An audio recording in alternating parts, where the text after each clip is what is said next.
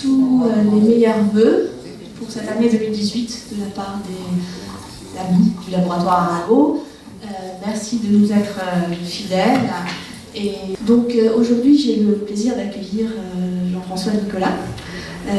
Jean-François Nicolas était jusqu'il y a 3 ans à peu près professeur à l'Institut Pasteur et également chercheur au CERN,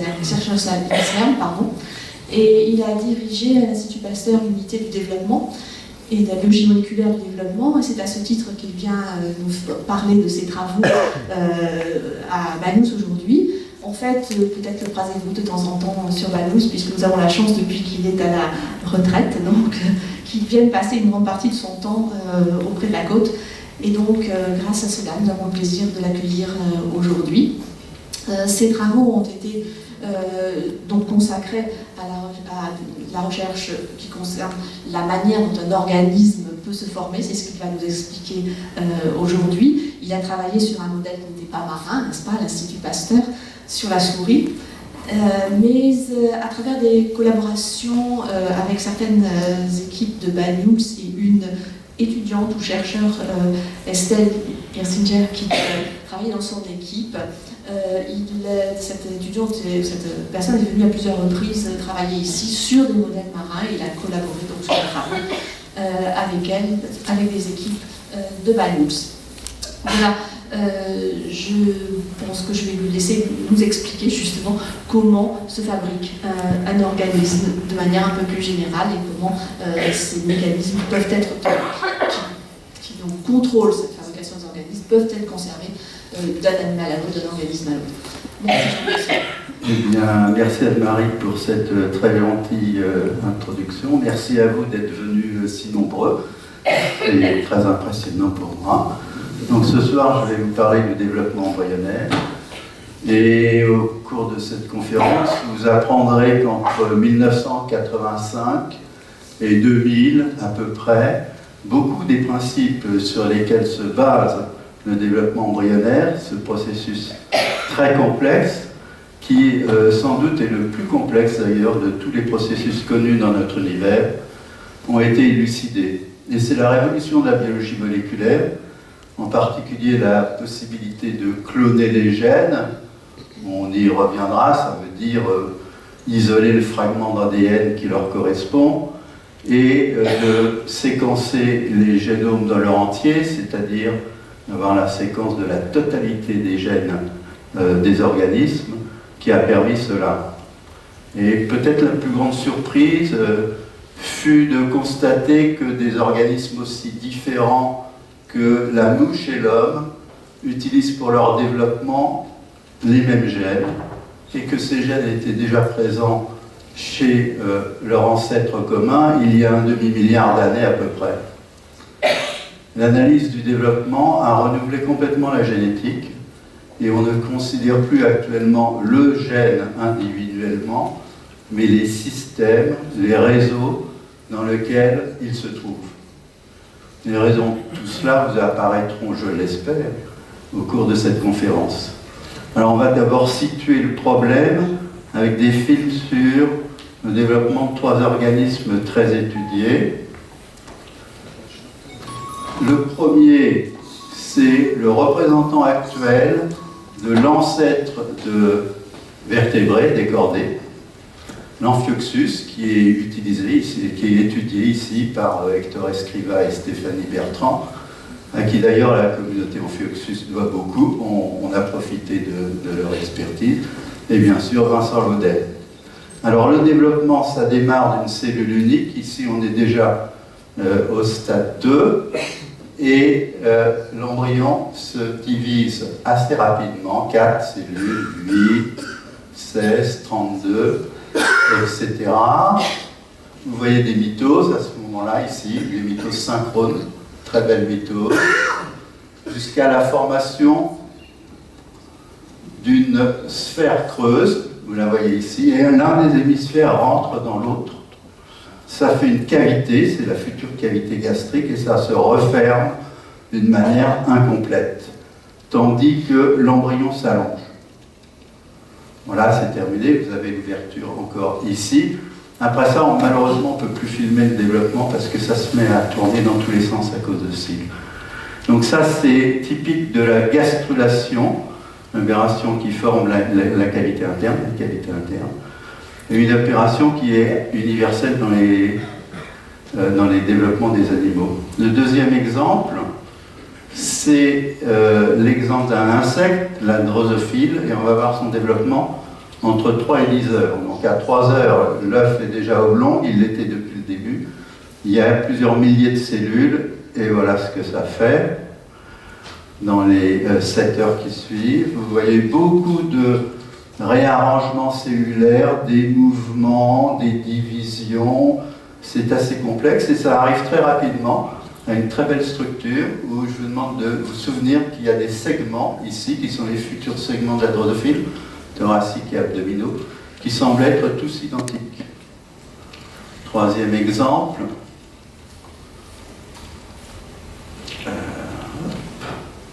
C'est celui d'un poisson, le poisson zébré. L'œuf est beaucoup plus gros, on est déjà au stade de cellules. Tout ça, ça va être des réserves nutritives et les cellules elles vont se diviser uniquement dans cette calotte-là. C'est parti pour les 15 premières heures du développement. Parti pour les 15 premières heures du développement, donc multiplication importante des cellules dans cette calotte, comme vous pouvez le voir. Très important. À partir de ce moment-là, les cellules convergent vers cette partie de l'embryon. L'axe s'allonge considérablement et on voit apparaître les organes comme par miracle.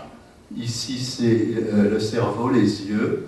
Ici, ce sont les muscles du tronc. Ici, c'est la queue de l'animal. Alors, toutes les actions que vous avez vues sur ces 3 développements, c'est ce que j'appellerais les opérations cellulaires du développement. Elles sont de mieux en mieux connues grâce à des techniques de plus en plus raffinées de prise de vue de ces embryons-là, mais elles ont été très, très étudiées par les anciens embryologistes. Et je ne sais pas à quel point vous imaginez à quel point elles sont complexes à mettre en œuvre pour les cellules. Alors, curieusement, ces développements sont extrêmement différents les uns des autres, comme vous avez pu le voir, et cependant, les organismes, comme la souris ou la drosophile, présentent beaucoup d'analogies. Par exemple, il y a un avant, un arrière dans la souris. Il y a un dos, un ventre, il y a des pattes, il y a des yeux, et il y a une symétrie bilatérale. La droite ressemble à la gauche, comme chez nous. Et bien chez la gauche, c'est exactement la même chose. Un avant, un arrière, un dos, un ventre, des pattes, des yeux, et aussi cette fameuse symétrie bilatérale.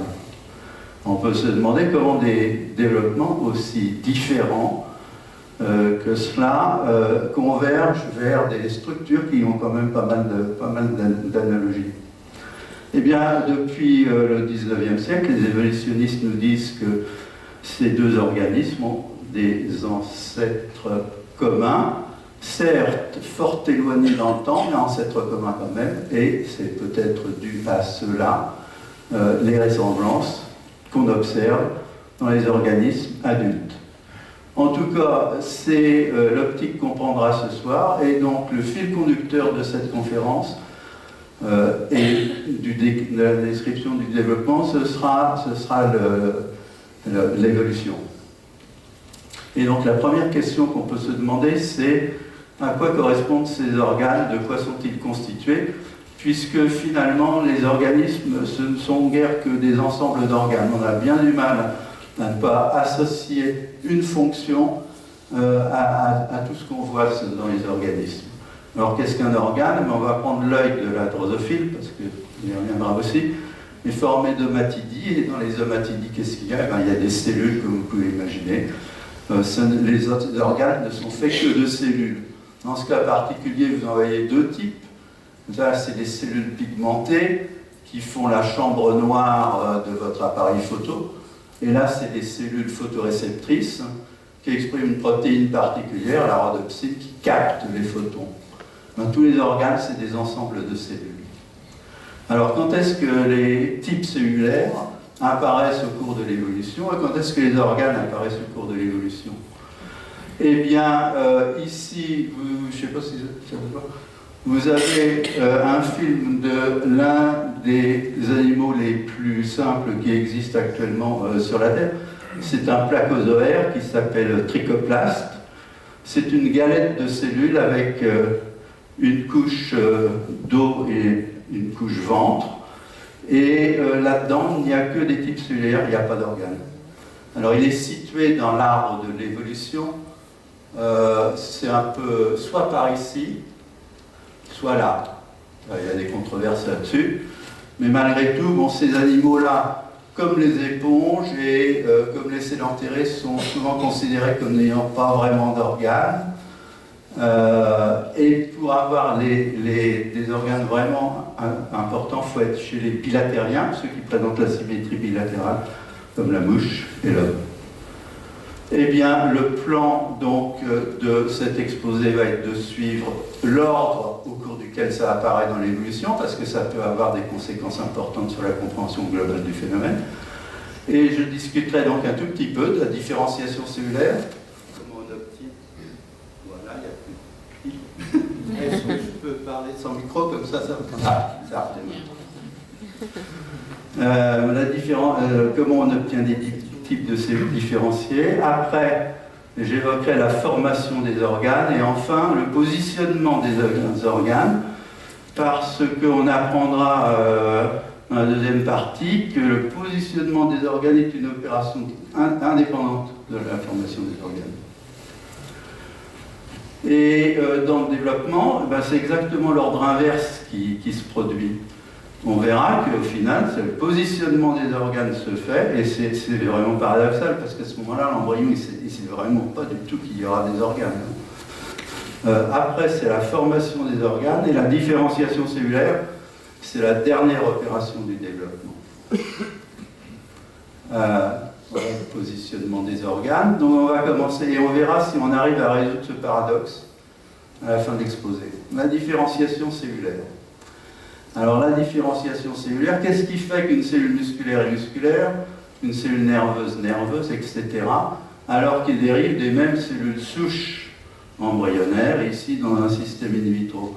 Bien, les muscles sont caractérisés par une protéine particulière, la myosine, qui leur permet de se contracter. Et les cellules nerveuses sont caractérisées par des canaux ioniques voltage dépendants qui leur sont spécifiques. Les autres cellules différenciées que vous voyez là-dessus, il y a les cellules pigmentées rétiniennes, c'est la mélanine, une autre protéine. Là, c'est de la peau, c'est de la kératine, etc. Donc, on peut toujours associer une protéine fortement impliquée dans la fonction à un type cellulaire particulier. Alors, tout ça, c'est des protéines. Petit rappel, parce que, bon, je ne sais pas exactement... les protéines peuvent avoir des formes extrêmement belles comme ça, mais extrêmement différentes. Mais cependant, ce sont des macromolécules qui sont formées des mêmes éléments, les 20 à 22 acides aminés, qui sont répétés mais dans des ordres différents selon la protéine. Alors les généticiens nous ont dit depuis longtemps, donc c'est formé d'acides aminés, c'est des polymères, voilà.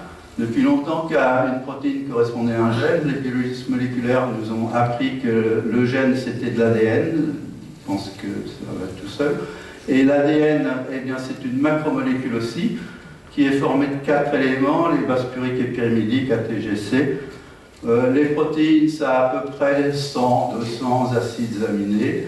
Les gènes, ça a plusieurs milliers d'éléments de ce type-là. Les biologistes moléculaires nous ont aussi montré comment, à partir du gène, on forme les protéines, et ça passe par une molécule intermédiaire, l'ARN. Eh bien, on va voir ça plus en détail maintenant sur 2 animations.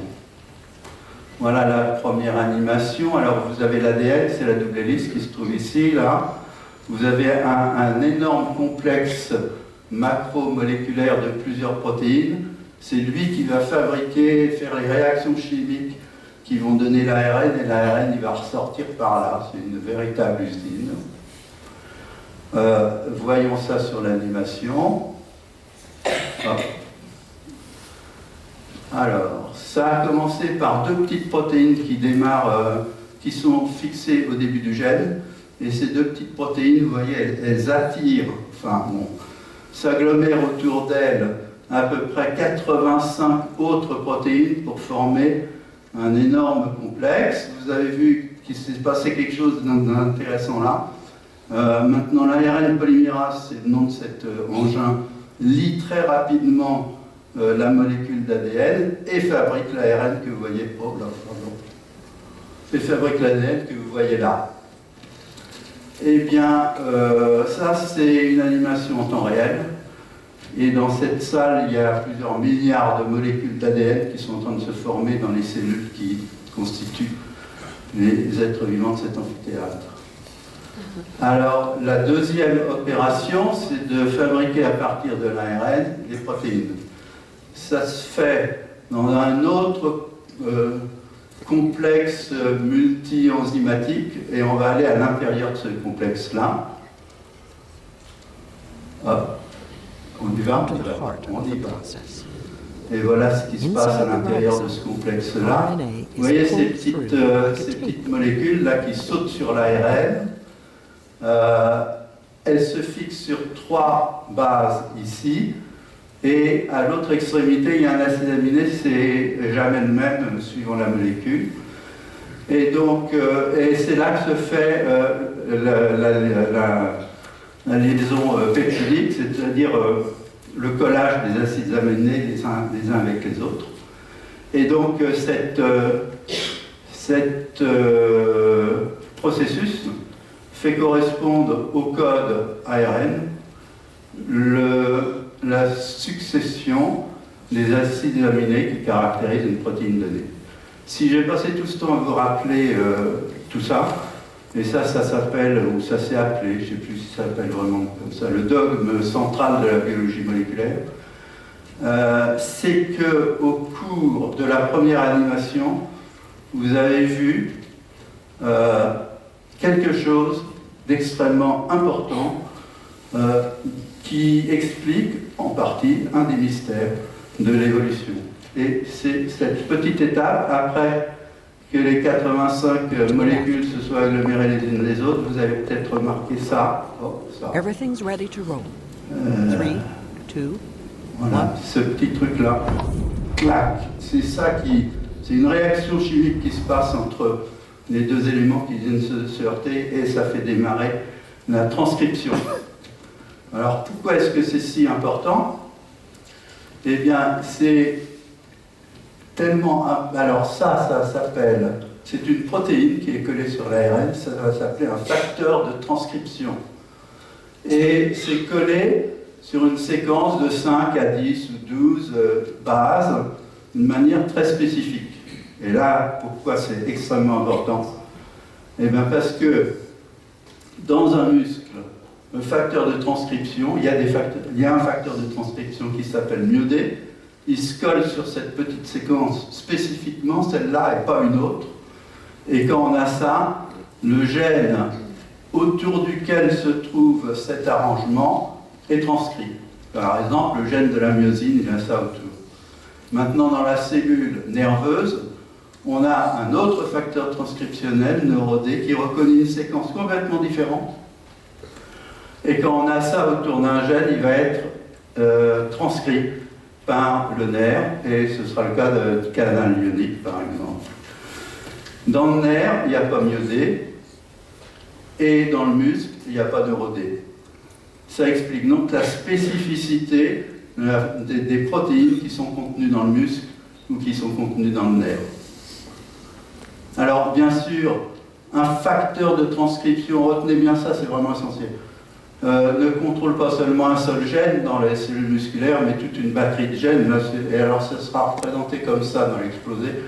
Le facteur de transcription en rouge, les gènes qu'il active en vert, avec des petits tirets qui montrent qu'il y a une interaction entre ces différents gènes. L'interaction, vous voyez qu'elle est dans ce cas-là dirigée fortement vers le facteur de transcription. C'est pareil dans la batterie de gènes, pour la batterie de gènes contrôlée par NeuroD. Il y a beaucoup plus de gènes que ça de contrôlés. Et, et ces gènes-là sont différents de ceux-là, à peu près. Voilà. Donc la souplesse de ce système vient de ce que ces arrangements-là, ils peuvent être un peu n'importe où. Ils pourraient très bien être ici, ils pourraient être même dans le gène, ils peuvent être assez éloignés du gène. Ils vont marcher tout le temps.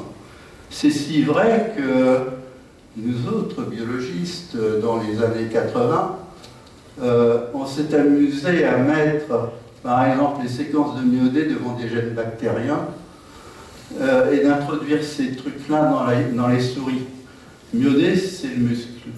Le gène en question bactérien, ça rend les cellules bleues. Mais une souris qui, maintenant, avec cette construction-là, eh bien, tous les muscles de la souris sont bleus. Qu'est-ce que ça veut dire? Ça veut dire que le gène myodé a adopté le gène LAGZ, grâce à nous, mais ça s'est fait très facilement en fait. Adopté, annexé ou coopté. Et cette chose-là, bien sûr, elle peut se produire tout aussi facilement dans l'évolution, et ça fait que les batteries de gènes, elles peuvent s'enrichir de gènes ou en retirer assez facilement. Donc c'est absolument important. On va aller un tout petit peu loin, un peu plus loin, et on va se demander jusqu'où ces annexions, ces cooptions qui font qu'un gène régule l'expression d'un autre gène vont. Eh bien, dans les cellules différenciées, on observe assez souvent cette situation. Un facteur de transcription Y, ici, est activé par un autre facteur de transcription X. Et c'est très simple, il suffit que la séquence de reconnaissance de X elle soit aux alentours du promoteur du gène Y.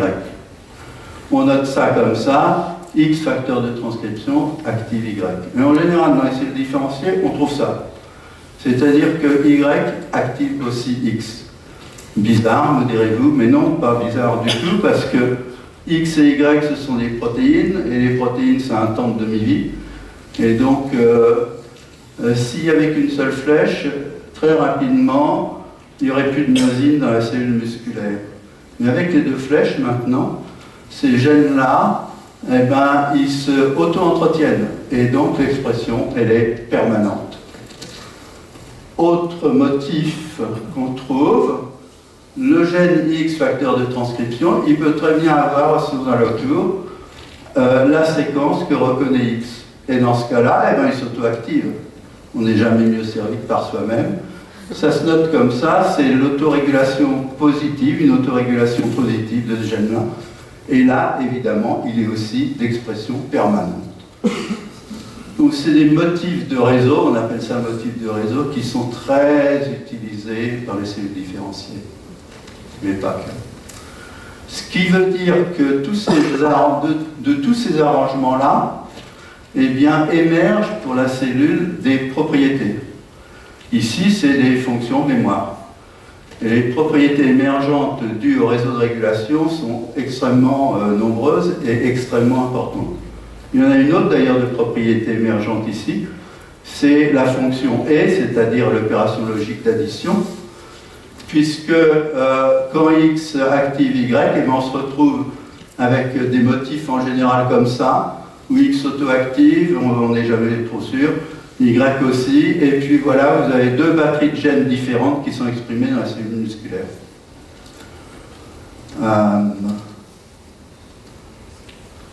Ok, donc vous voyez que les arrangements des régulations des gènes entre eux peuvent faire des choses assez importantes, et que donc les facteurs de transcription, ils se contrôlent eux-mêmes, mutuellement. Il y a des choses de ce type-là. J'aurais pu vous faire le même discours avec une autre propriété des facteurs de transcription qui sont qu'ils peuvent inhiber un gène plutôt que l'activer. Et on trouve dans les cellules différentielles, c'est souvent ce type de motif dans lequel le facteur de transcription X inhibe Y et Y inhibe X. Une fonction émergente à ça, c'est l'opération logique OU, puisque si X inhibe Y, on ne peut pas avoir X et Y dans la même cellule.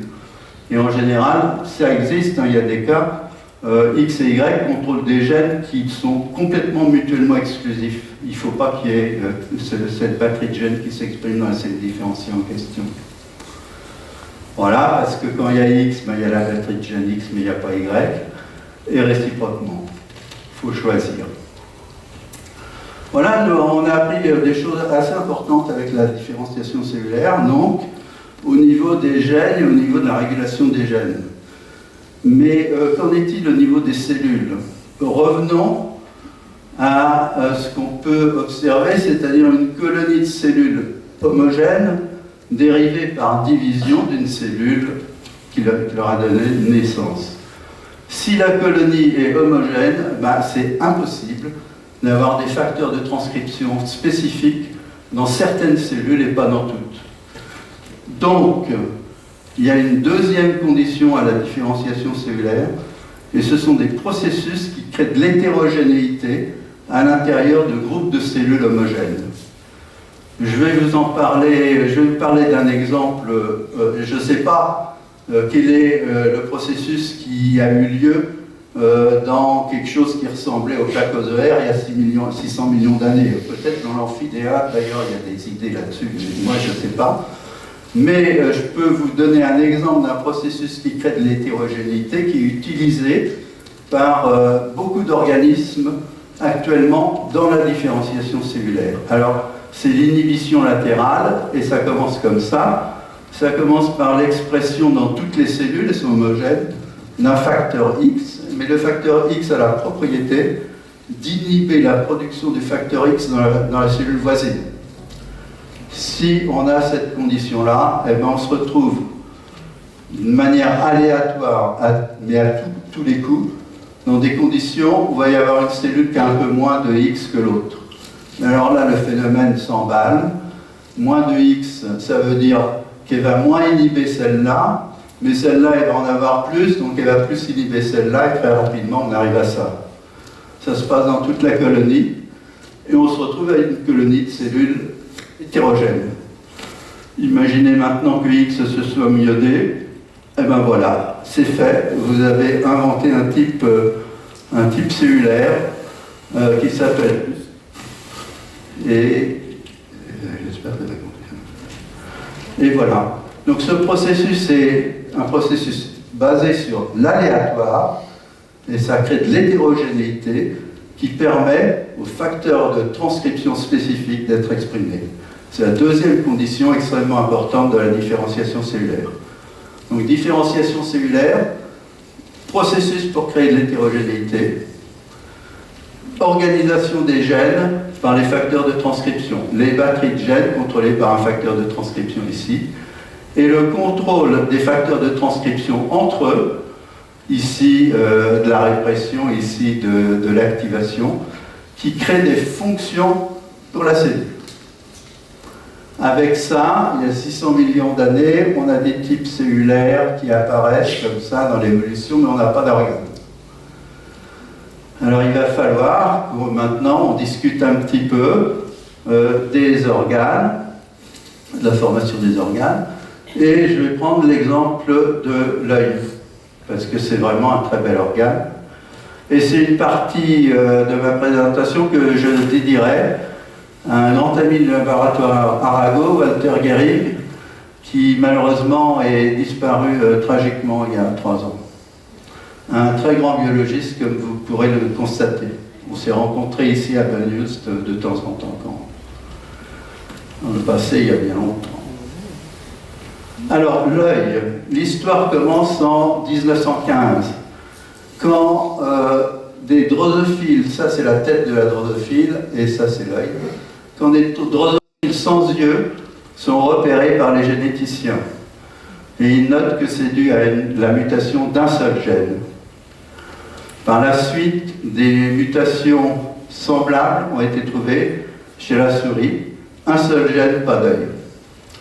À l'époque, ni les généticiens ni les embryologistes n'ont vraiment été enthousiasmés par ça, et bon, on ne trouve pas beaucoup de discussions là-dessus dans la littérature. Il a fallu attendre l'époque du clonage des gènes, c'est-à-dire l'époque où on est capable de isoler le fragment d'ADN qui contient le gène, le multiplier dans un tube à essai et faire tout plein de choses. Il a fallu attendre ça pour que l'histoire continue. Et en 91, le facteur de transcription, en 91, en 91, donc le gène de la souris a été cloné, séquencé, et on s'est aperçu que c'était un facteur de transcription. Ça tombe bien pour nous. Ça n'a pas encore démarré vraiment, il a fallu attendre Walter Gehring, qui a cloné le gène de la drosophile. Celui de la souris s'appelle PAX6, celui de la drosophile s'appelle EY, et qu'il annonce que le gène EY ressemblait comme 2 gouttes d'eau au gène PAX6. Alors là, ça fait vraiment beaucoup. Un seul gène qui, comme muté, fait disparaître l'organe dans son entier, et des gènes qui se ressemblent comme 2 gouttes d'eau chez la mouche et chez l'homme, ça fait beaucoup. Mais il a été encore plus loin. Dans la drosophile, je ne sais pas si vous vous souvenez du film que vous avez vu, la première larve, elle est de ce type-là, avec les éléments répétés qu'on voit là. Dans cette larve, il y a des petits territoires à partir desquels les organes sont formés. En rouge, là, c'est l'œil. De petites cellules-là, ils vont donner l'œil. Et ici, c'est la patte. Ce qu'il a fait, il a forcé l'expression de EY dans les cellules qui vont faire une patte. Qu'est-ce qu'il a vu? Bon, vous en doutez, puisque, bon, sans ça, je n'en parlerai pas. Il a eu des pattes avec des yeux sur les pattes.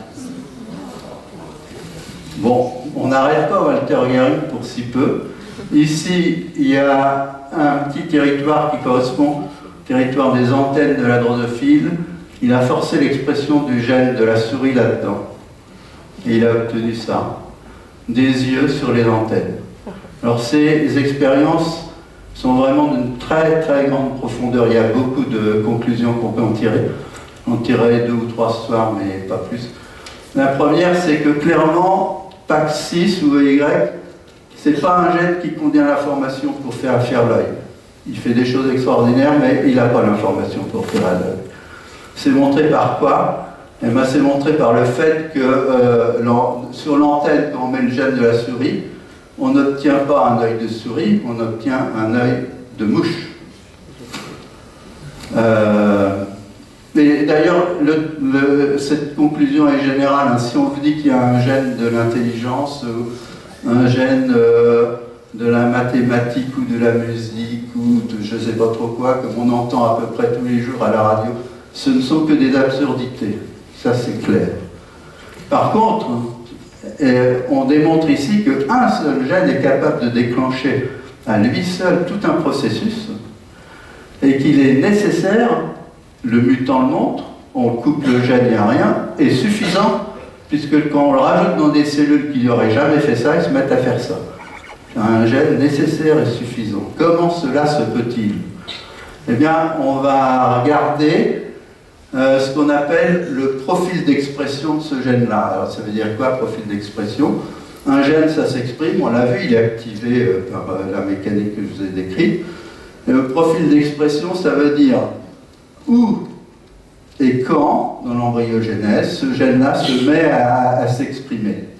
Eh bien, pour Y, ça démarre dans l'embryon de la drosophile. À un moment, c'est le blastoderme, là où vraiment il n'y a que des cellules autour de l'œuf, elles sont toutes identiques. Et malgré tout, on s'aperçoit que Y il s'exprime dans une petite région là. Mais sans doute plus important, il reste exprimé dans les territoires qui vont donner l'œil jusqu'à la dernière minute de la formation de l'œil. Ici, c'est au cours de la formation de l'œil de la drosophile. Et bien, c'est exactement pareil chez la souris. Le gène PAX6 s'exprime dans plusieurs tissus différents avant la formation de l'œil, parce que notre œil est dérivé de plusieurs tissus différents, et il continue à être exprimé jusqu'à la dernière minute, ici dans les cellules photoréceptrices, au moment où PAX6 active la rhodopsine, qui est la molécule, je me souvenais, qui capte les photons, mais il s'exprime aussi dans les autres tissus de l'œil. Donc, en fait, PAX6, non seulement il enclenche un processus, mais clairement, il participe aussi à plusieurs étapes dans la formation de cet organe-là. Et les généticiens du développement ont montré, avec beaucoup de travail, ça demande beaucoup de travail, ça demandait beaucoup de travail à l'époque, que PAX6, facteur de transcription, active d'autres facteurs de transcription, X et Y, qui eux-mêmes activent d'autres facteurs de transcription, mais PAX6, il intervient aussi là. Par exemple, ici, pour activer Z, il faut X, mais il faut aussi PAX6. C'est une situation très générale d'ailleurs dans les réseaux de régulation génétique. Ça continue jusqu'à l'activation des rhodopsines. Bien sûr, ce schéma-là n'a rien à voir avec la réalité, c'est beaucoup plus compliqué que ça. C'est juste pour vous donner le sentiment de ce que c'est. Et alors, ces activations en cascade de facteurs de transcription, eh bien, elles créent une nouvelle fonction émergente qui a à voir avec la temporalité. En effet, pour activer et avoir un facteur de transcription actif à partir de PAX6 ou ça demande un certain temps. Ça demande à peu près un temps qui correspond à une génération cellulaire. Donc au cours de ce processus, les cellules elles se multiplient à plusieurs générations cellulaires. Et donc ces arrangements-là font qu'on a des gènes d'expression précoce, intermédiaire, tardif, enfin tout le truc que vous pouvez imaginer. Et en plus, ça introduit de la séquentialité. Donc ça introduit de la séquentialité dans le processus. Avec ça, on commence à comprendre que les facteurs de transcription sont réellement des éléments d'un réseau génétique de régulation. Et cela, évidemment, est essentiel. On peut même dire que actuellement, un facteur de transcription ou un gène isolé, ça n'a plus de sens en biologie. Il faut prendre le gène, le facteur de transcription, dans le réseau dans lequel il se trouve. Et c'est comme ça qu'on comprend les choses. Eh bien, voici d'ailleurs un exemple.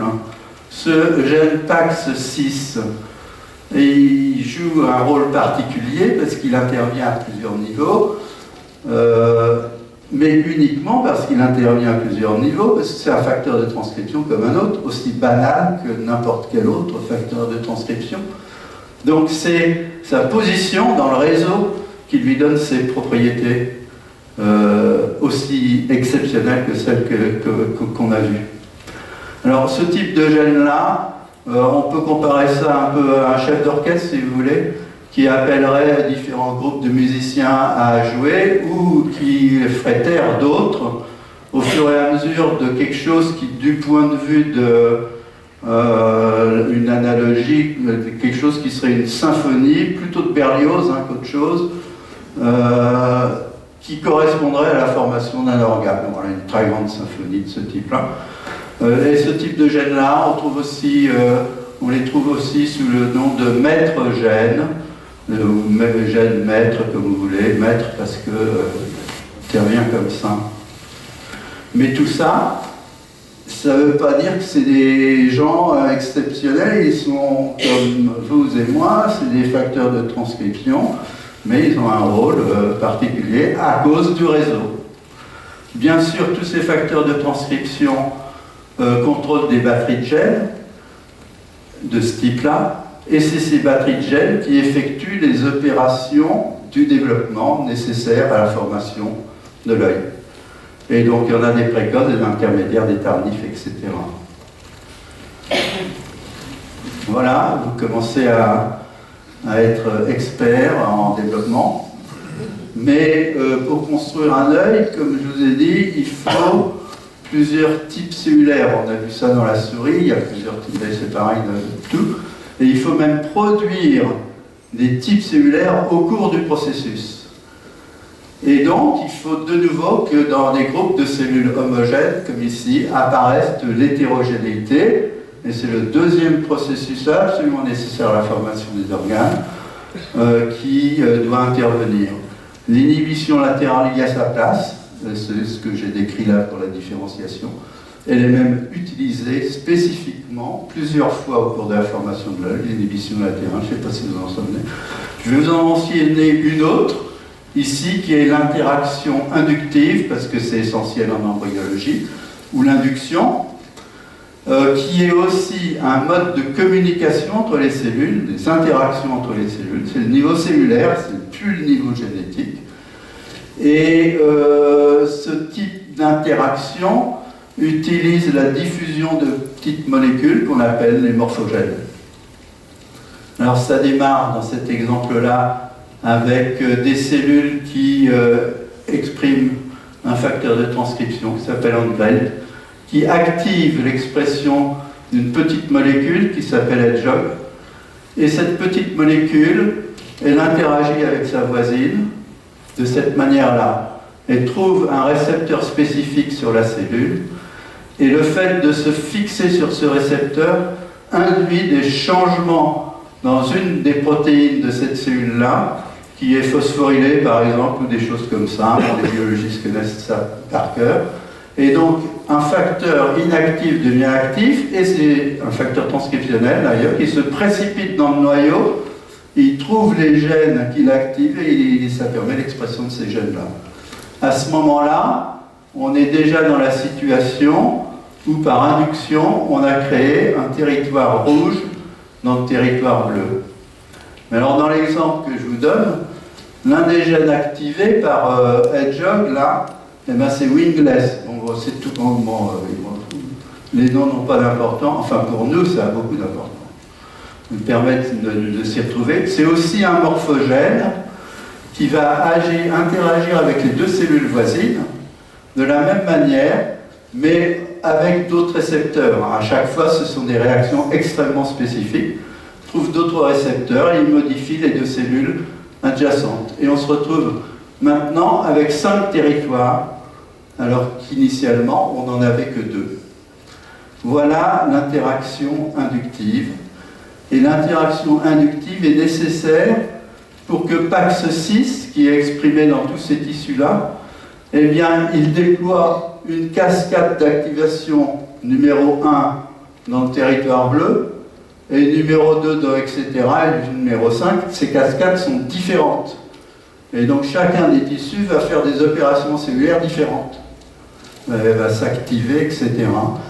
Et avec ça, bon, voilà les cascades, vous avez tout ce qu'il faut pour fabriquer un organe. Il y a suffisamment de complexité là-dedans pour fabriquer un organe. Mais de nouveau, il y a 2 niveaux.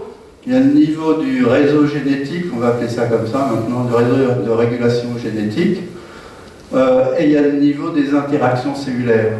C'est 2 niveaux différents, il faut les 2. Voilà. Il nous reste à expliquer quand même que ce soit le même gène qui induise le développement chez la souris et chez l'homme. Eh bien, c'est pire que ça, parce que si on regarde l'ensemble des animaux, il y a des yeux un peu partout dans tous ces animaux-là. Eh bien, tous les yeux de tous ces animaux-là, que ce soit les moules ou tout ce que vous pouvez imaginer, les yeux, c'est extrêmement répandu chez les animaux. Il n'y a guère que les tauques qui n'en ont pas. Eh bien, tous ces yeux-là, ils utilisent toujours des gènes qui ressemblent comme 2 gouttes d'eau à PAX6 ou à Y. Alors, l'idée, c'est la suivante. Avant, dans des animaux comme les placozoaires, je vous ai présenté les trucs qui n'ont pas les animaux les plus stupides de la Terre, disaient certains zoologistes. Chez ces animaux-là, probablement par pure chance, à un moment donné dans l'évolution, PAX6, EY, enfin le gène ancestral à ces gènes-là, a contrôlé une molécule, la rhodopsine, qui capte les photons, et il s'est mis à en contrôler l'expression. Et il contrôlait aussi l'expression de pigments dans des cellules pigmentées adjacentes aux cellules photoréceptrices. Ça, c'est l'œil le plus simple qu'on puisse imaginer. Et il y a des exemples chez les animaux d'yeux qui ne sont pas vraiment plus compliqués que ça. Donc ça, c'est un processus de différenciation cellulaire qui fait que la protéine la plus essentielle à l'œil, la rhodopsine, vient sous contrôle d'un gène qui s'appelle PAX6. Par chance, par hasard, uniquement par hasard. Mais bien sûr, les yeux, ils sont complexifiés. Comment peuvent-ils se complexifier? Il faut qu'il y ait des opérations cellulaires qui se mettent à se faire au cours de l'évolution. Et donc, il faut qu'il y ait d'autres facteurs de transcription qui contrôlent des batteries de gènes, qui viennent dans ces régions-là où se trouve déjà la cellule photoréceptrice et la cellule pigmentée. Et comment faire que ça vienne dans ces régions-là? Le plus simple, c'est évidemment que PAX6 se mette à contrôler X. Alors vous allez me dire, mais par quel miracle? Eh bien, je vous rappelle, c'est très simple. Il suffit qu'aux alentours de X, la séquence spécifique de PAX6, c'est celle-là, se trouve d'une manière ou d'une autre. Elle se met à apparaître. C'est ça un peu l'évolution. Elle se met à apparaître et PAX6 se met à contrôler ça. Et hop, on a un œil un petit peu plus compliqué. Et ça se reproduit encore et encore, jusqu'à la formation de l'œil des vertébrés, si vous voulez. Toujours par ces processus qui sont des processus de cooptation, d'annexation, je ne sais pas trop, de batteries de gènes qui se mettent sous contrôle de PAX6. Et laisser l'enterrer, alors on appelle ça un mode d'évolution par intercalation de gènes.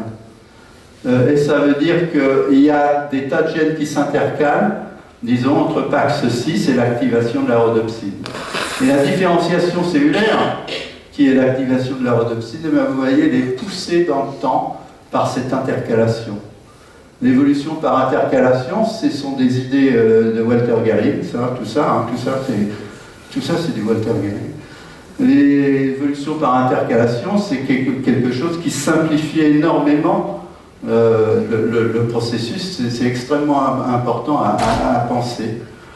Alors laisser l'enterrer, il se trouve à peu près là, c'est-à-dire à un moment où le système est déjà enclenché et ne peut plus revenir en arrière. Les batteries de gènes vont forcément être contrôlées par PAX6 parce que c'est la manière la plus simple de le faire. Il y a les autres manières, ça demanderait la cooptation de dizaines et de centaines de gènes, c'est impossible. Donc l'évolution par intercalation, c'est quelque chose quand même. Chez la drosophile, on démarre pareil, mais les batteries de gènes qui sont impliquées, elles sont différentes, et on a un œil différent. Mais la liaison entre le gène initial et la rhodopsine, elle est conservée à cause des contraintes stéréospécifiques qu'il y a dans tous les processus que je vous ai indiqués. Vous voyez qu'on passe naturellement de la différenciation cellulaire. Ici, il y a 600 millions d'années, PAX6 était un gène de différenciation cellulaire. Là, quand les yeux commencent, peut-être il y a 500 millions d'années, ça devient de plus en plus un gène, un maître gène, un chef d'orchestre. Mais lui, il n'a pas changé, c'est un facteur de transcription banal. Alors, on peut avoir des yeux n'importe où à peu près, si le manipulateur s'y met. Mais ça veut dire quand même, c'est-à-dire si on se met à exprimer PAX6 dans les pattes, ou même dans les ailes, dans les antennes, ça peut en avoir partout. Donc il y a clairement un problème pour l'embryon, qui est de savoir où mettre vraiment PAX6. Maintenant, comme vous êtes expert en développement, vous allez me dire, pas de problème, vous nous avez dit qu'il y avait des gènes qui activaient, d'autres qui inhibent. C'est très simple, on positionne ça en positionnant le maître gène, puisqu'il est là le maître gène. En le positionnant là, en l'activant là, enfin dans les tissus qui vont donner ça, et en l'inhibant là. Eh bien, c'est exactement ce qui se passe. Et je vais vous décrire ça dans les quelques minutes qui restent, en vous parlant d'un autre maître gène qui est distalless. Et peut-être certains comprendront pourquoi je saute d'un exemple à un autre. Qui est donc le maître gène qui fabrique les pattes de la drosophile et qui est exprimé, là vous voyez la larve de la drosophile, avec le profil d'expression en rouge de distalless. Et bien distalless, il est exprimé dans les 3 segments thoraciques, puisque ce sont les 3 segments qui vont porter les pattes de la drosophile. Et il n'est pas exprimé ailleurs. Le vert, on verra ce que c'est tout à l'heure. Donc je vais prendre cet exemple-là.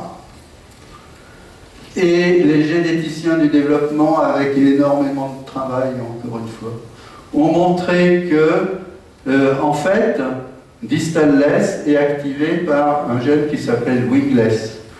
Alors, vous n'avez peut-être pas mémorisé ça, mais c'est le gène dont je vous ai parlé dans l'interaction inductive. C'est un morphogène. Donc wingless active distalless. Mais wingless, son profil d'expression, ce sont ces groupes de cellules dans chacun des segments de la drosophile. Il est exprimé dans tous les segments, il est exprimé dans toute la longueur du segment. Donc ça ne va pas, on n'a pas ça. Et les généticiens du développement ont trouvé une molécule, un morphogène qui s'appelle DDP, dont le profil d'expression est celui-ci en jaune, donc qui serait là, et qui a un morphogène qui inhibe l'expression de distalless dorsalement à cause de son profil d'expression dans un secteur horizontal dorsal. Eh bien, un autre gène, SPI, qui serait en vert, là c'est pas lui, mais bon, qui serait en vert ici, qui inhibe distalless ventralement. Mais c'est pas suffisant encore, hein, parce qu'on a encore de l'expression dans tous les segments. Eh bien, il y a 2 autres gènes qui s'appellent ultravithorax et abdominal A, qui sont exprimés uniquement dans les segments abdominaux, mais pas dans les segments thoraciques. Eh bien, ce sont aussi des inhibiteurs de distalless. Alors, je reprends. On a wingless exprimé en bande dans les segments. Ça active distalless. Distalless est inhibé dorsalement par un autre morphogène. Il est inhibé ventralement par un autre morphogène. Ça, c'est les segments thoraciques, ça, c'est les segments abdominaux. Il y en a 8, j'en ai mis 3. Et ultravithorax et abdominal 1, il inhibe dans tous ces segments-là, pour l'avoir que dans les 3 segments thoraciques. Bon, très bien, vous allez me dire. Bon, ça, c'est la logique du positionnement des maîtres gènes. Vous allez me dire, non, moi, c'est quoi tous ces gènes, ils servent à quoi? Est-ce que c'est fabriqué juste pour positionner les organes? Alors, ma réponse sera ferme, non. Ces gènes-là n'ont pas été inventés pour positionner les organes. Ils font autre chose dans le développement, mais les organes se positionnent par rapport à eux, c'est très très différent. Alors, on va prendre l'exemple de ultravithorax et abdominal A. C'est quoi ces mutants? Ils sont connus aussi depuis 1915. 1915, c'est le début de l'exploitation de la drosophile en génétique, notamment à Columbia University aux États-Unis. Donc à partir de ce moment-là, il y a des stocks de drosophile un peu partout et les mutants, ils peuvent apparaître spontanément. En voilà un d'ailleurs qui apparaît spontanément. C'est le mutant d'ultravithorax. Il a 4 ailes. Ce qui se passe très exactement, c'est que le 3e segment thoracique, qui porte des balanciers qui sont impliqués dans le vol de la drosophile, eh bien ce segment T3, il est transformé en segment T2. Donc il y a 2 segments T3, 2 segments T2 dans la mouche et donc 4 ailes. Ça, c'est évidemment, c'est pas des mutants qui sont passés inaperçus pour les embryologistes, hein. Il y a eu beaucoup d'encre qui a coulé sur ces mutants-là. Il y en a d'autres d'ailleurs. Un par exemple que Walter Gehring a beaucoup étudié, qui s'appelle Antennapedia. À la place de l'antenne, il y a une patte. Ça s'appelle les muto-homéotiques et vous en avez peut-être entendu parler parce que les gènes correspondants, c'est les gènes OX, les fameux gènes OX. En 83, quand on a commencé à pouvoir séquencer et manipuler l'ADN, ces gènes-là ont été les premiers à être isolés, avec grand mal d'ailleurs. Bon, c'est une autre histoire. J'étais dans le labo d'à côté quand ils faisaient ça, aux États-Unis, mais ils le faisaient aussi en Suisse. Et Walter Gehrig a été le premier à isoler ce gène-là. Et qu'est-ce qu'il a trouvé? Eh bien, il a trouvé que c'était un facteur de transcription. Ça commence à être lassant. Donc, chez la drosophile, il y a 10 gènes homéotiques qui font ces transformations homéotiques bizarres.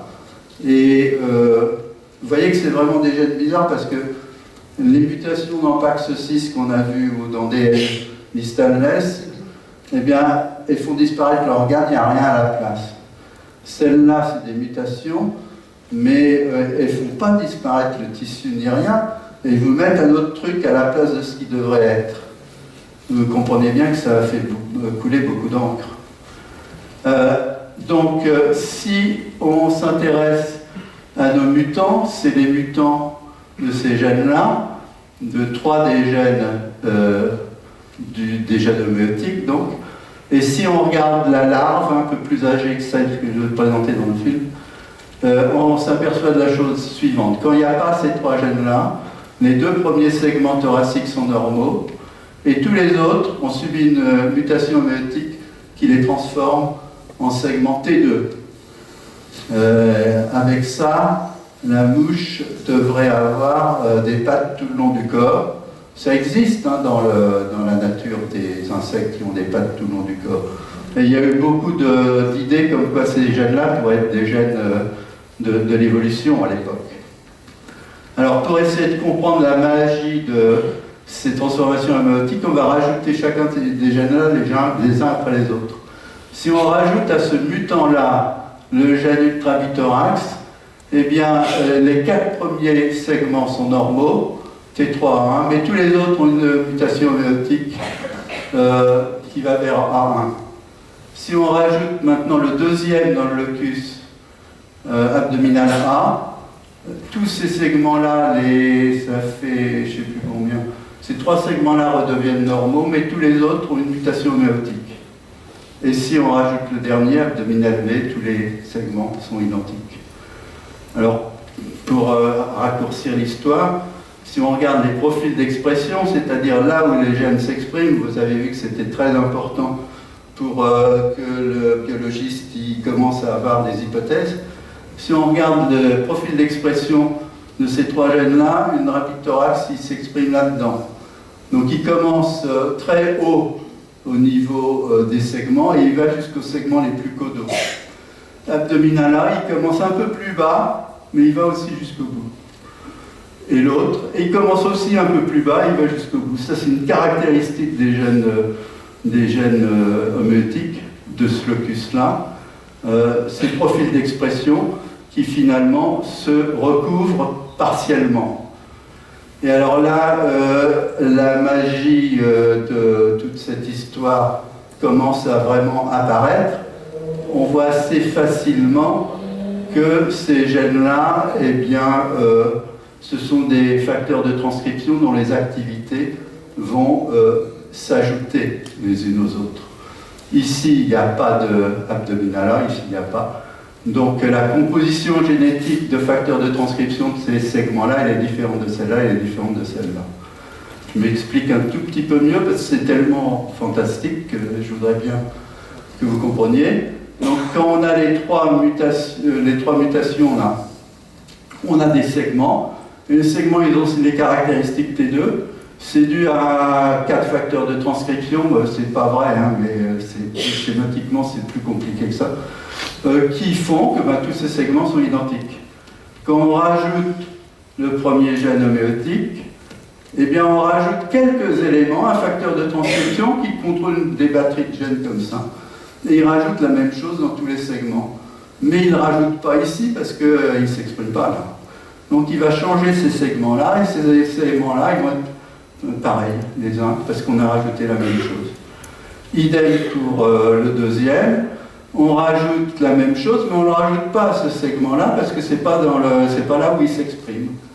Et donc on a maintenant des segments, ici, ici, ici et ici, et encore ici, qui sont tous différents les uns des autres. Mais maintenant, si on mute ça, eh ben, il y en a deux d'un coup qui redeviennent pareils. Si on mute ça, il y en a trois d'un coup qui redeviennent pareils, etc.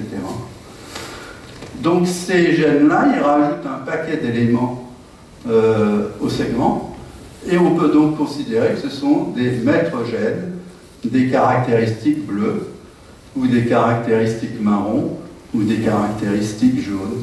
Et la magie, c'est quoi?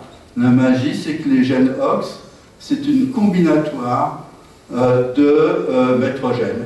On peut le dire aussi simplement. Vous me direz alors, mais pourquoi avoir inventé un système aussi tarabiscoté? Est-ce que ça n'aurait pas été plus simple d'avoir un maître gène par segment, puisqu'on a un maître gène pour l'œil, un maître gène pour la patte? Eh bien, on va essayer, on va tenter. Pour le premier segment, un maître gène, bon, ça va être ces facteurs de transcription-là, il n'y a pas de différence. Mais essayez maintenant de fabriquer un segment différent, alors que ABCD ne s'exprime pas dans ce segment-là. Ce qu'il va falloir, c'est que E, ben, il apporte son paquet d'éléments, mais qu'il annexe, coopte aussi tous ces gènes-là. Donc il va y avoir un nombre de cooptation invraisemblable. D'autant que pour le segment suivant, il va falloir que F il coopte aussi tous ces éléments-là. Il les met sous son contrôle pour avoir un segment marron.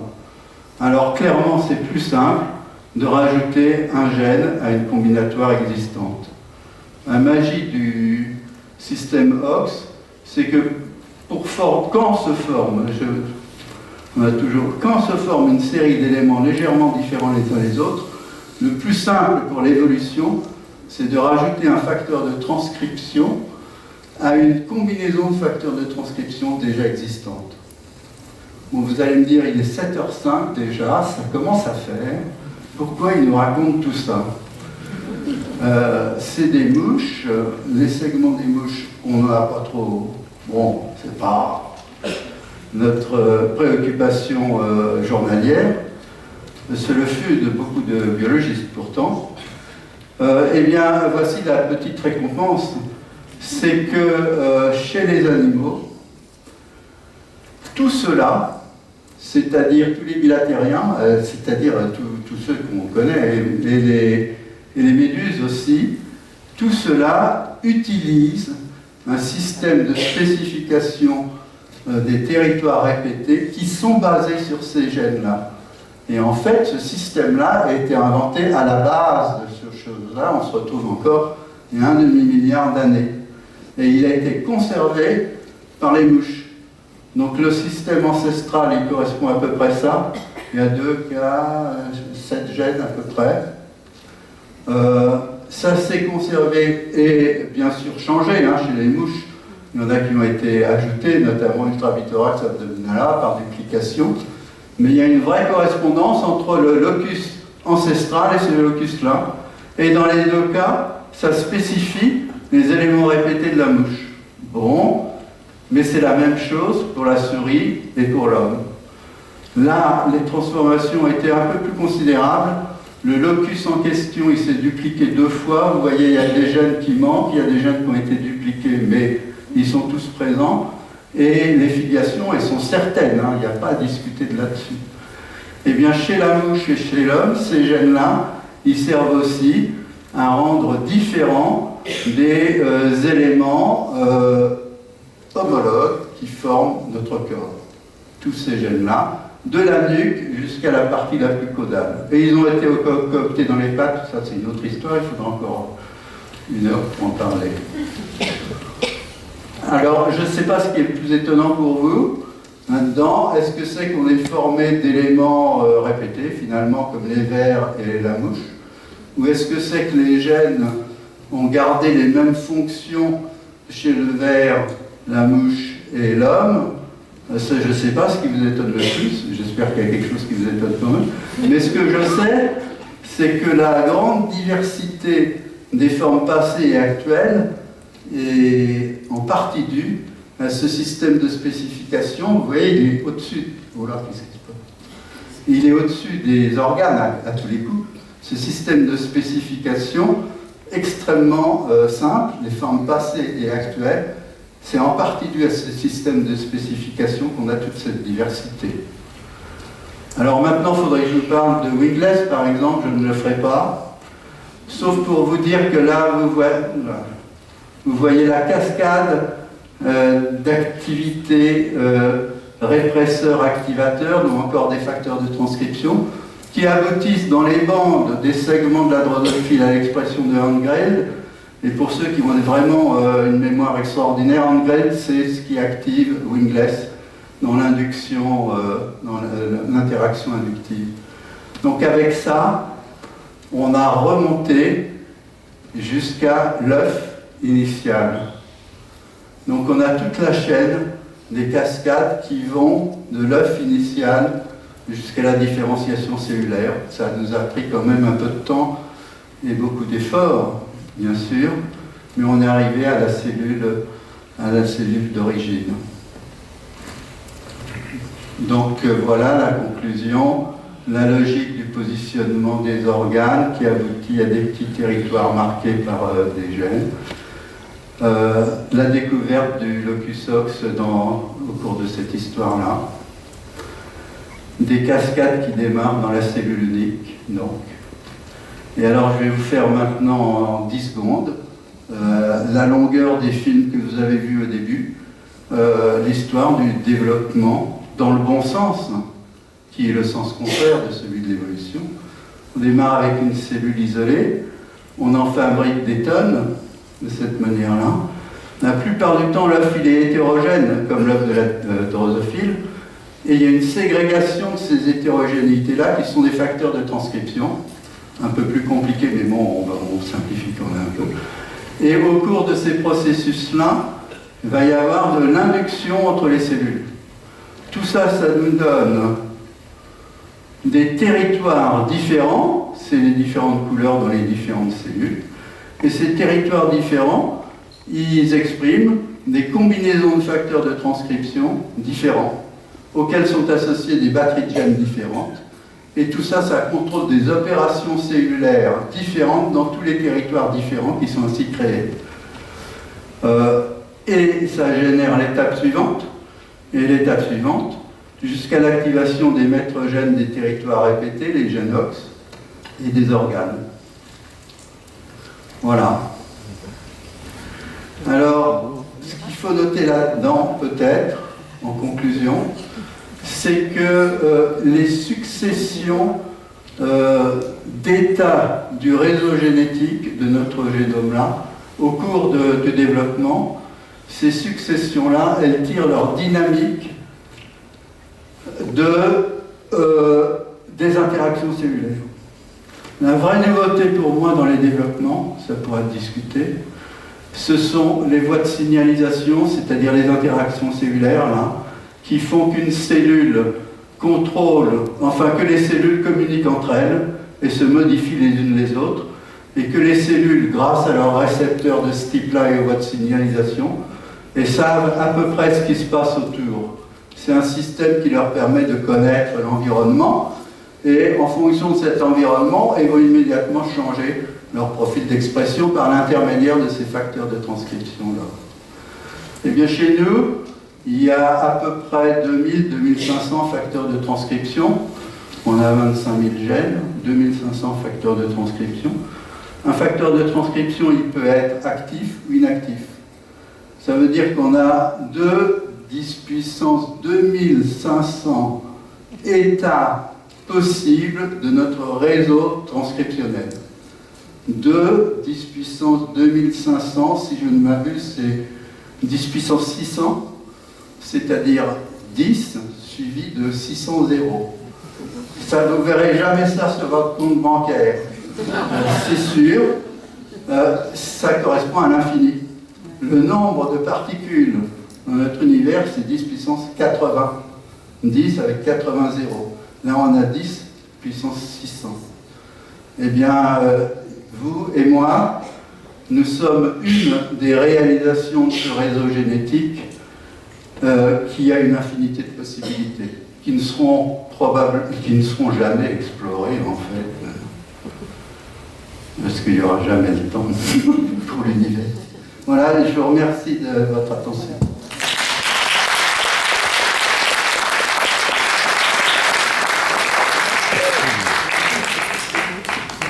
Merci beaucoup. Là, vous avez droit à un petit film. Non, vas-y. Pendant là, qui vous montre ces éléments répétés là chez les vertébrés qui apparaissent. C'est un très beau film, c'est du réel.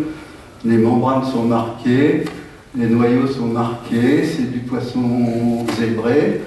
Et vous allez voir des opérations cellulaires, ce qu'ils sont capables de faire. Là, il y a quelques mitoses.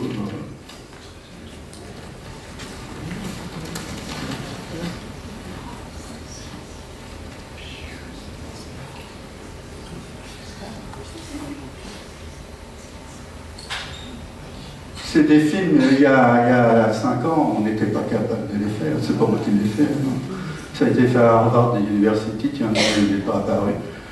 Voilà, et je le mets en boucle, si on peut. En tout cas, merci beaucoup pour nous avoir simplifié, entre guillemets, ce processus aussi complexe. Ici, c'est vraiment une très brillante explication de la genèse de nos organes et de comment les choses se sont passées au cours de l'évolution.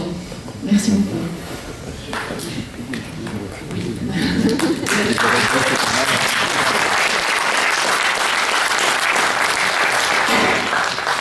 Je suppose qu'il y a des questions. Ou bien des questions, oui, voilà.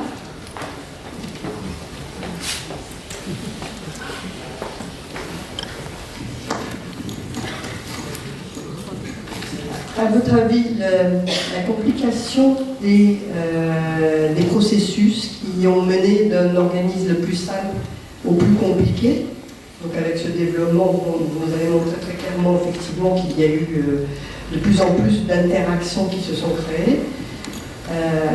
Ça s'est fait par hasard, par nécessité.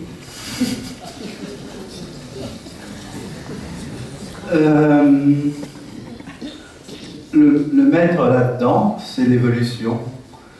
Mais l'évolution, c'est quasiment rien. C'est rien. C'est simplement que un individu donné, il a plus d'enfants que le voisin. C'est tout. Et donc, sa génétique est transmise plus facilement aux générations futures. Et l'évolution, c'est rien, mais c'est tout aussi.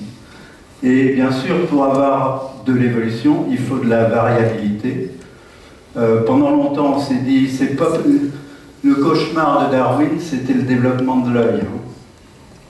C'est lui qui a dit, le premier œil, c'est 2 cellules, etc. On sait maintenant que c'est un scénario plausible. Mais non, le maître, c'est l'évolution qui n'est rien. Mais c'est basé sur la variabilité des génomes. Les génomes, c'est des macromolécules, des milliards de signes ATGC. Et bien ça fait des erreurs. Ça fait même beaucoup d'erreurs. D'ailleurs, les bactéries font moins d'erreurs que nous, on fait plus d'erreurs. Et c'est ces erreurs-là qui font que de temps en temps apparaissent aux alentours d'un gène une séquence qui va être reconnue par un facteur de transcription. Les réseaux génétiques qui se sont formés par des processus de ce type-là, d'autres aussi, mais des processus de ce type-là. Mais vous avez vu que ces variations-là, à part la nature même des facteurs de transcription, elles peuvent capter des propriétés entières, la cooptation, des propriétés entières de la fonction voisine et l'exploiter pour faire des choses nouvelles, enfin l'exploiter. Et par hasard, ça se met à faire des choses nouvelles, mais tout ça, c'est du hasard. Basé sur un phénomène qui n'existe pas, l'évolution. Question. Une fonction émergente.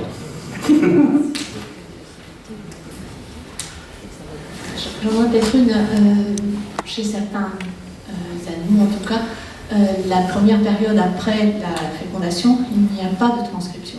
Oui. Tout ce que tu as décrit est basé sur la transcription. Oui. Donc, tu l'as juste dit à la fin, il y a un positionnement effectivement. Mais que sait-on sur ce positionnement? En a-t-on Alors, qui pourrait induire ensuite. C'est vrai que tout le début du développement de la drosophile, il n'y a pas de transcription. Dans l'œuf de la souris, l'activité démarre vite, mais dans les deux premières, au stade 2 cellules, il n'y a pas de transcription là-dessus.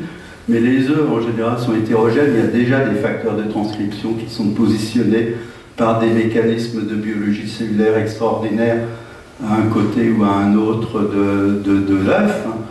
Et cette période-là où il n'y a pas d'activité transcriptionnelle, c'est aussi une période pendant laquelle le génome il nettoie un petit peu toutes sortes de marques épigénétiques qu'il avait et qu'il doit nettoyer pour redémarrer l'activation du réseau génétique à zéro. C'est particulièrement vrai chez la souris. On ne sera pas dans les autres, mais chez la souris, oui. D'autres questions? Oui. C'est peut-être idiot, mais si c'est tout à fait hasardeux et indépendant de l'environnement, il peut y avoir des cellules qui ont un fonctionnement inexprimé encore, qui peuvent avoir... Est-ce que ça peut exister? Des cellules qui ont un fonctionnement inexprimé. Oui. Peut-être, je ne sais pas si j'ai bien compris votre question, mais les premières cellules du développement, justement, le génome, il n'est pas extrêmement actif à ce moment-là. Les activités transcriptionnelles vont venir par les interactions cellulaires, par le déploiement des réseaux génétiques avec leur logique interne. Donc, ce qu'on appelle les cellules souches embryonnaires, par exemple, sont considérées comme ayant assez peu d'activités du type de celle que je vous ai décrite tout au cours de ce processus qu'est l'embryogenèse. L'embryogenèse, ça active les trucs par paquets, les uns après les autres. D'autres questions? Est-ce que vous pourriez nous expliquer ce que c'est l'oncogénétique? L'oncogénétique? Toutes les voies de signalisation, enfin, beaucoup des voies de signalisation là, qui marchent dans le développement, on les retrouve altérées dans les cancers. Ça c'est clair. C'est peut-être même le début du phénomène, parce qu'après il y a des changements génétiques importants, la ploïdie, etc. Mais c'est le lien qui existe entre les études actuelles en oncologie et tout ça. Ça essaie de déterminer quels sont l'état transcriptionnel, l'état du réseau génétique de la cellule cancéreuse. C'est ça que tous les laboratoires font en ce moment, pour essayer de définir quels sont tous les gènes qui sont actifs et quels sont ceux sur lesquels on pourrait agir pour tuer la cellule. Le seul problème étant que, au cours d'un cancer, les cellules évoluent. Oui, c'est de l'évolution.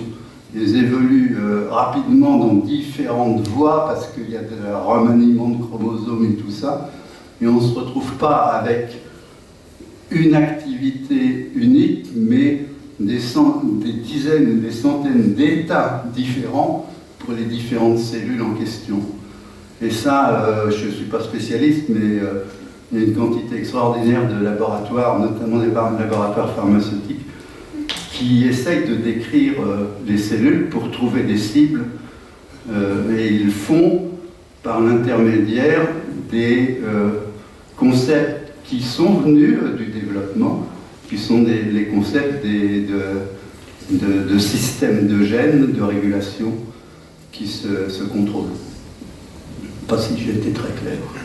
En fait, la question était, on fait des tests génétiques pour Oui. trouver dans les générations d'après C'est autre une chose. source, oui, peut-être une source de pathologie. Et Ouais. est-ce que justement... Ça, c'est le séquençage du génome pour vous prédire toutes les défaillances potentiel que vous pouvez avoir. Oui, oui, ça Mais est-ce coûte que 1000 vous pouvez- euros si vous laissez séquencer votre génome. Peut-être moins d'ailleurs. Mais est-ce 1000 que euros, c'est vous sûr avez votre génome et voilà, vous saurez En si fait, vous la avez des question, mutations, des voilà. choses comme ça. La question à un biologiste, est-ce que c'est sûr que ça peut devenir anarchique ou c'est le hasard Les cellules, est-ce pour qu'elles... un développement pathologique? Pour les développements En fait, quand on fait une recherche génétique, sur les embryons, vous voulez dire? Alors, il y a deux choses. Hein. Il y a deux choses. Il y a des mutations qui sont répertoriées qui donnent tel ou tel défaut. On en a vu. Hein. Il y a des mutations qui font qu'il n'y a pas d'œil. Il y en a plein d'autres qui sont génétiques. Ça, c'est la première chose. Et puis, il y a aussi le système dans son entier qui peut aboutir sans mutation à des états métastables. Ceux-là ne sont pas prédictibles, mais ceux qui sont prédictibles, c'est ceux auxquels on peut associer des différences dans les génomes qui sont de mieux en mieux connues. Hein. Et là, la prédiction, elle est très bonne. Hein. Si quelqu'un veut rajouter des choses, Anne-Marie. Est-ce que la question était, est-ce que parce qu'on trouvera la mutation, à ce moment-là, la maladie se développera? Il y avait peut-être un peu ça dans la question. C'est ça. Oui, ça, c'est très compliqué parce que justement, ces réseaux génétiques-là, ce qu'ils nous disent, c'est que pour des états transcriptionnels à peu près identiques, on va pouvoir avoir des états épigénétiques différents. Je ne suis pas rentré là-dedans, mais c'est une conséquence immédiate du concept de réseau génétique. Et donc, c'est pas sans, quand vous avez une vraie mutation, c'est certain, ça va se développer. Hein, une mutation comme l'œil, il n'y a pas de problème. Mais pour un certain nombre de maladies un peu subtiles, ça va être des états épigénétiques du génome. Et ça, c'est beaucoup plus... Enfin, on commence à déchiffrer aussi les états épigénétiques du génome, mais c'est plus délicat. C'est plus du simple séquençage. Bon, ben, s'il n'y a pas d'autres questions, je pense qu'on va arrêter. Merci encore.